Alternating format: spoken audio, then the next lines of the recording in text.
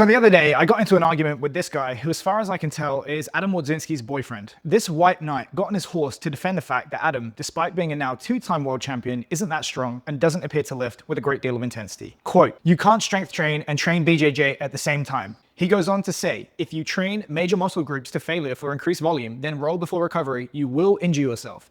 In my 30 plus years on the mat, people that focus more on traditional strength training over conditioning and tried to roll at volume stayed injured. Firstly, I respect the 30 years and I'm sure you could beat me up if you wanted to. However, don't mistake longevity for experience or clear thinking. I've been living in a house my whole life, but if you asked me to build one, it would be an abject failure. As long as you're training above a minimum threshold of intensity, you are going to create a stress response and that will result in adaptation.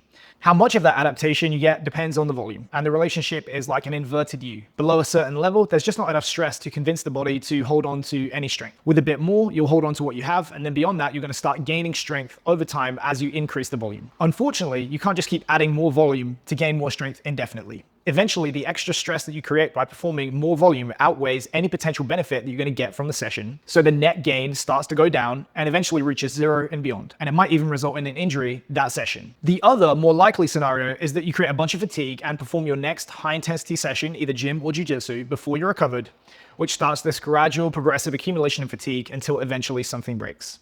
The same is true of jiu-jitsu training. Not all activities are created equally. Drilling and 10-minute Shark Tank rounds are both technically jiu-jitsu, but they're worlds apart in terms of the fatigue that they create and their respective injury risk. And the more total training volume you perform each week, regardless of activity, the higher your incidence of injury will be. So if preventable, and by that I mean soft tissue injuries, are occurring, it's likely because of too much volume at a given intensity in the gym and or on the mats, or poor load management.